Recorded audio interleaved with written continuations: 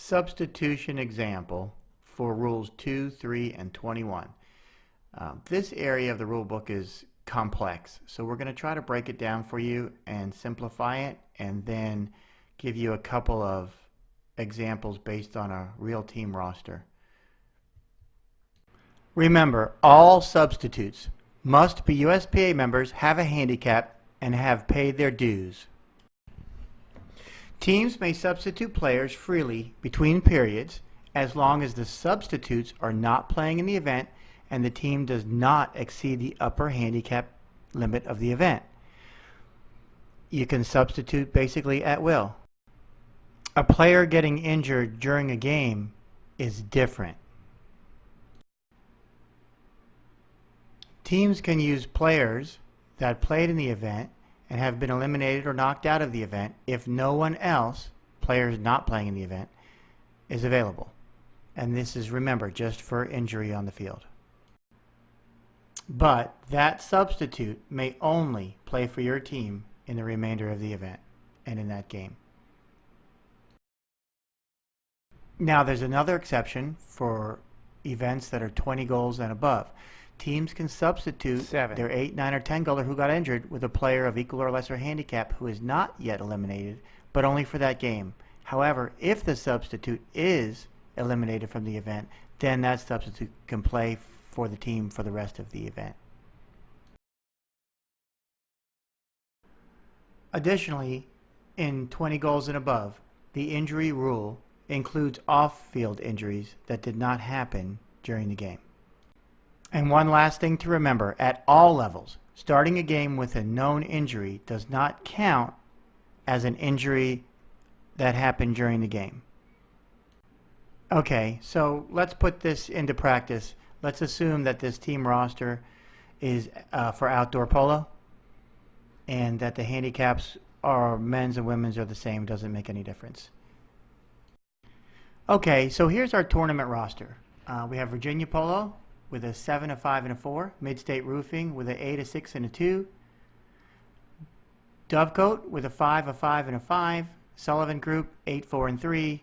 Listo Polo NCI Energy 7, 5, and 3.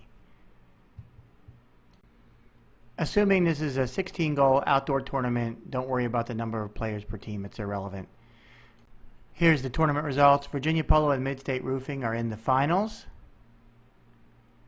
Sullivan Group and Listo Polo NCI Energy are in the consolation, which is going to be played after the finals. Dovecote is out. They've lost their last game and they are not playing anymore. Okay, so we're in the finals, Virginia Polo, Mid-State Roofing, and we're in the middle of the game. And let's just say Megan Milligan gets injured, and she's a 5-goal player. Sorry, Megan. We hope you get better soon. But we need to do a substitution. So Virginia Polo can use anyone that has not played in this event. In other words, anyone that's not on this roster and has not played as a substitute for someone else. Okay, they can use them, of course. Also, they can use anyone from Dovecote because, first of all, they're all the proper handicap, and we're assuming everybody's paid their dues and everybody's a USPA member. Okay, that has to happen. But since Dovecote is out, all those are available substitutes. Since in the case that no one else is available to replace Megan, she can use, or Virginia Polo can use anyone from Dovecote because they've played their last game, so all those players are available.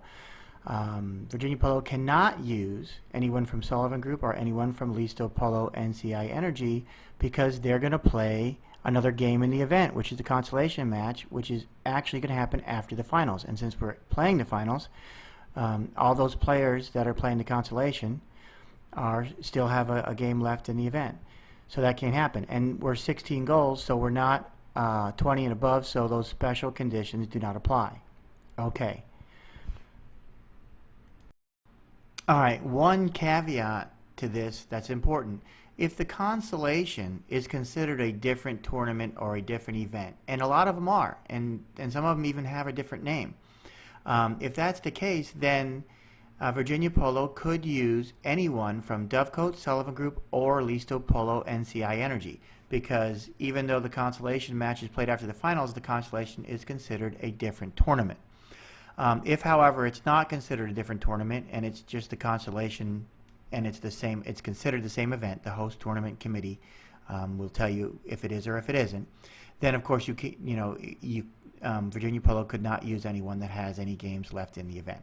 So you get the idea, and let's just say for a second that we're earlier on than the finals.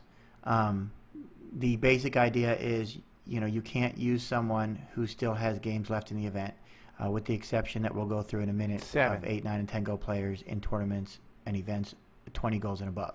And we'll go over that in a second. So that should clear that up. But this is at least going to give you a basic idea of how substitution rules work.